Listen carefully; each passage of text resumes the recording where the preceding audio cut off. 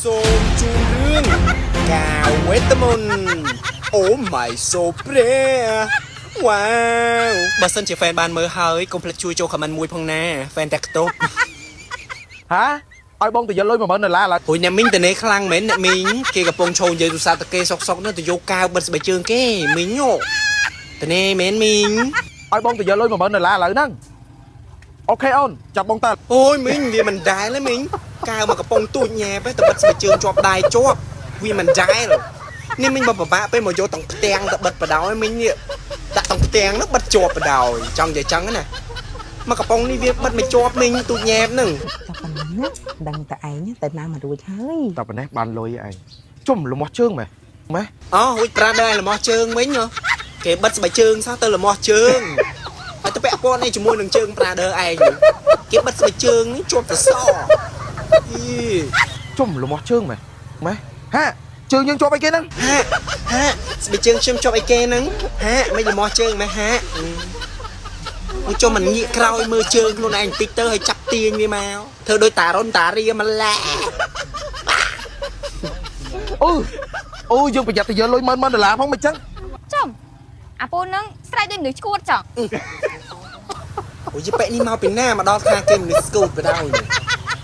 ប៉ែអញអត់ការងារធ្វើមួយទៀតទេហើយដើរមកពីណាពីណីមកដល់ឌីលគេយកបចោយណានិយាយកចាំអេមីអូន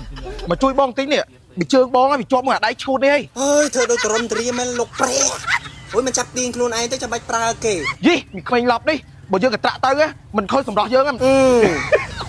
របៀបថាប្រាដឺឯងកត្រាក់ទៅជើងទៅហើយទៅពាក់ព័ន្ធនេះជាមួយនឹងសម្រស់ប្រាដឺឯងកត្រាក់ជើងទៅខូចសម្រស់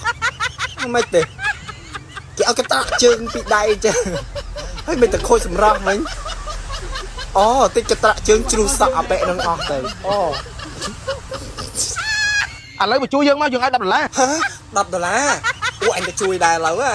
ដៃបងចាំនឹងដោះឯងអីអូយាយកចាស់នោះគាត់ទៅលឿនលុយទៅលឿនអីមិនទេទៅជួយដកជើងចេញពីស្បែកជើងសោះអញស្មានតែដកស្បែកជើងចេញពីដៃល្អដែរតើហើយមួយថ្ងៃមិនប្រកិច្ចដកខ្លួនឯងទៅបើអញ្ចឹងដដែលហ្នឹងស្បែកជើងលៃឡងស្បែកជើងមកទឹកហ៎ហាមានលក់ស្បែកជើងតាអារបៀបថាគេបិទស្បែកជើងជាប់នឹងសសរហើយទៅដោះស្បែកជើងចោលអាចោលជាប់នឹងសសរហ្នឹងហើយដើរមកទិញស្បែកជើងថ្មីទៀត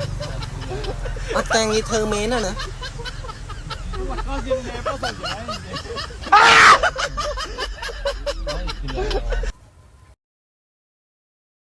ជួយចុច Subscribe YouTube ខ្ញុំម្នាក់មួយផងបងប្អូនដើម្បីទទួលបានភាពបន្តថ្មីៗពី Page ខ្ញុំបាទផងដែរ